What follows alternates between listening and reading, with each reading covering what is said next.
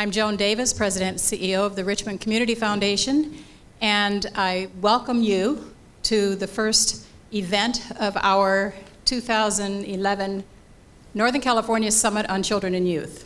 I'm trying to think of a new way to approach community revitalization and how we all work together. Actually, what's been going on here in the West County is probably a model for what that change is going to look like, and it's been going on for a long, long time. Said it, but there was a physician that said, if I could write a prescription for anything, it would be for affordable housing, because that is so important to the impact or to the future of the people that he serves. When we first started there, nobody really wanted to come in. And then after we started building, they started to see that there was a plan for improvement.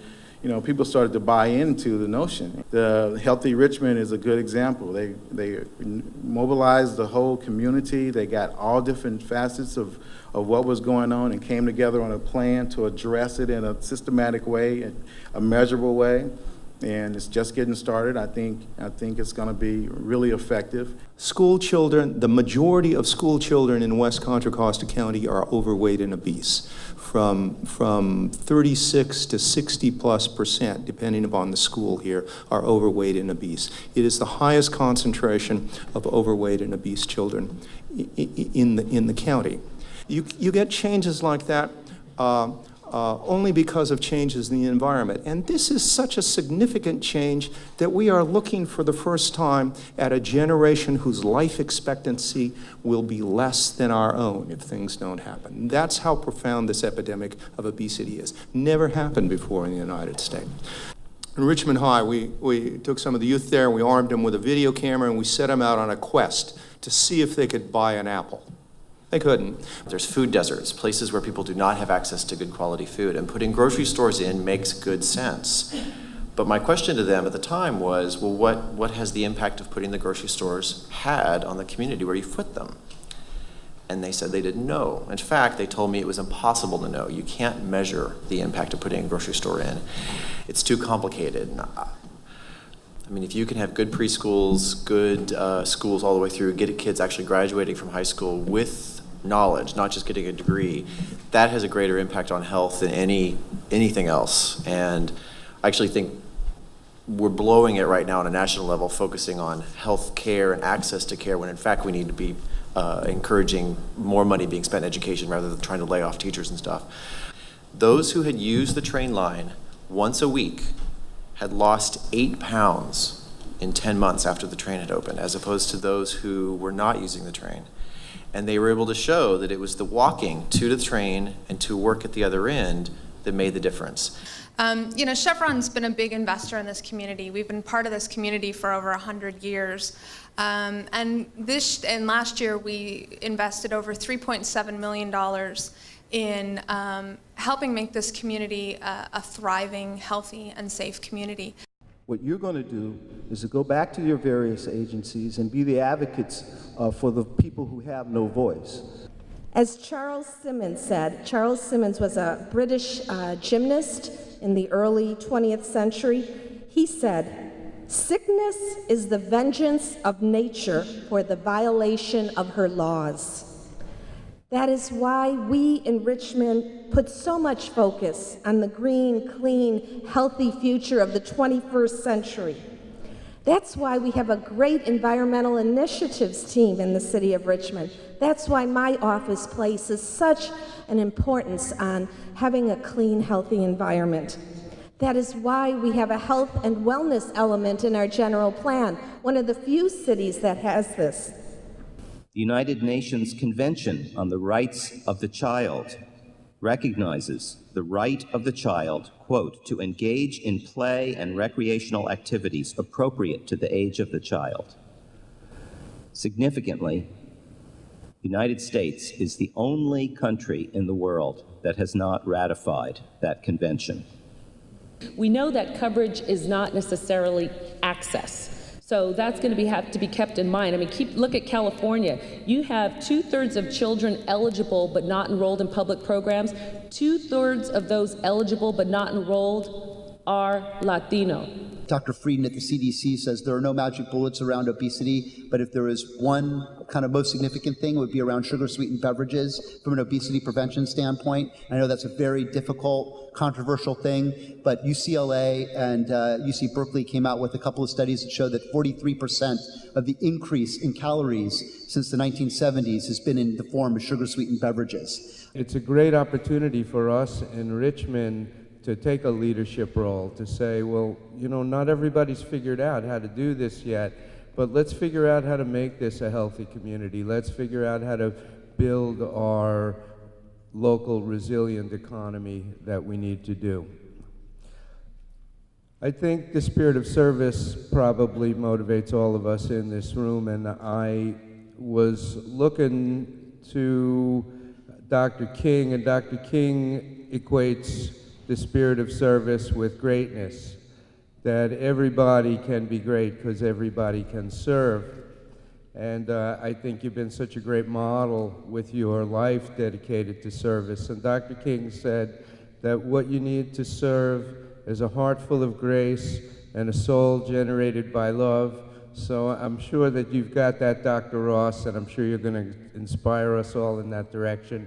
So it's a real honor for me to welcome you to Richmond and to welcome you to the stage.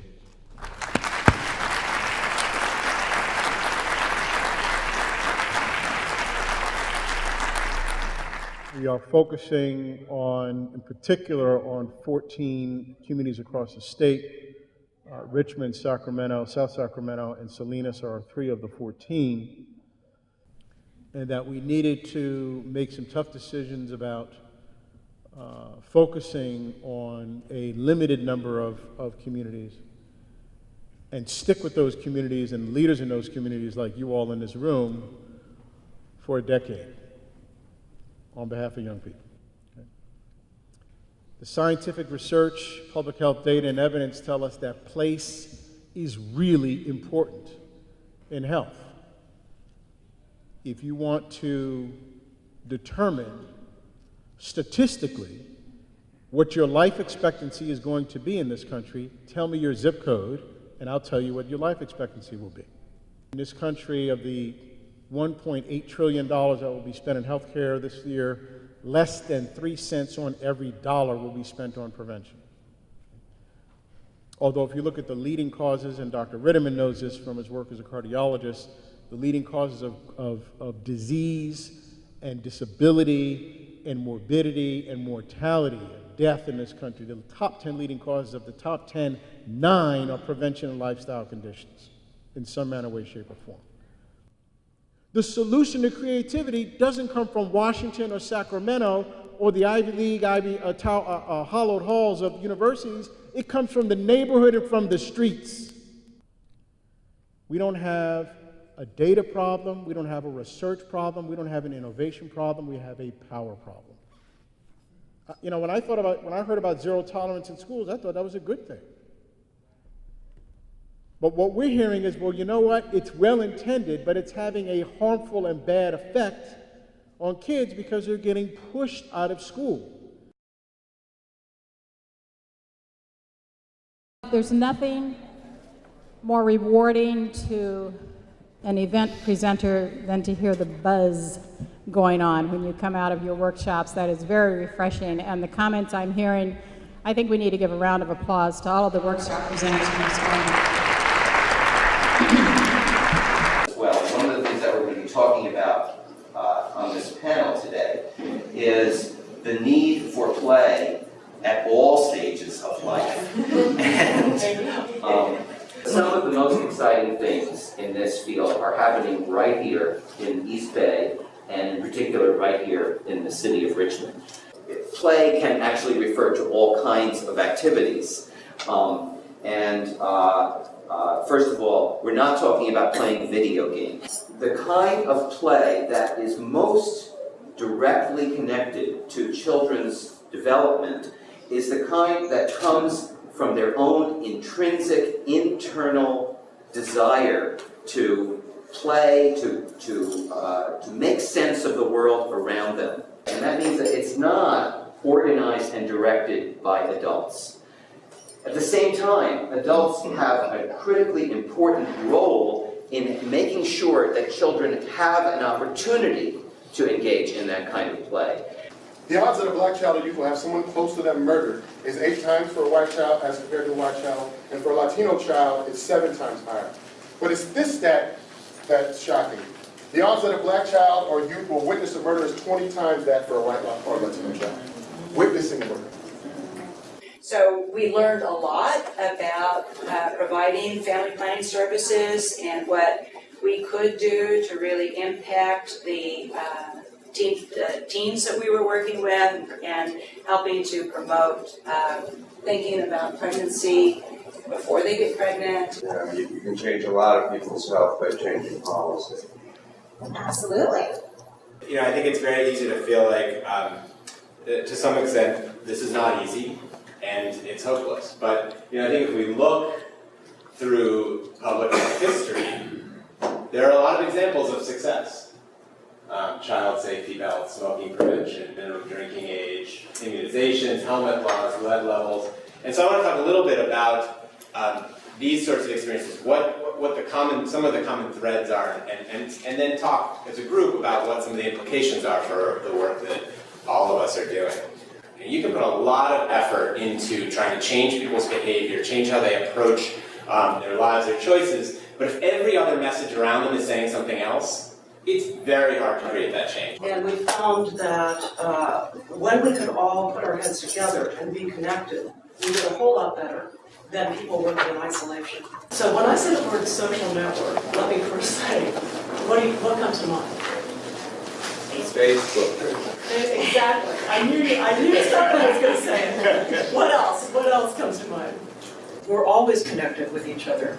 We have bonds of trust, empathy, mutual accountability, mutual dependency. That's what we mean when we talk about social networks. But we think everyone has something to contribute to and something to gain from closer social ties and shared prosperity.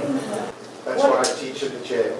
See, exactly. That's reconnecting people. That idea of... reconnecting me. And reconnecting Again, I want to thank our sponsors, our presenting sponsor, Chevron. Thank you so much. PG&E, Kaiser, Cal Endowment, First 5 Contra Costa, LISC, Mechanics Bank, Genzer & Watson, 23rd Street Merchants Association, Eric Zell, the Glenn Price Group, the National Park Service. Thank you all for supporting us.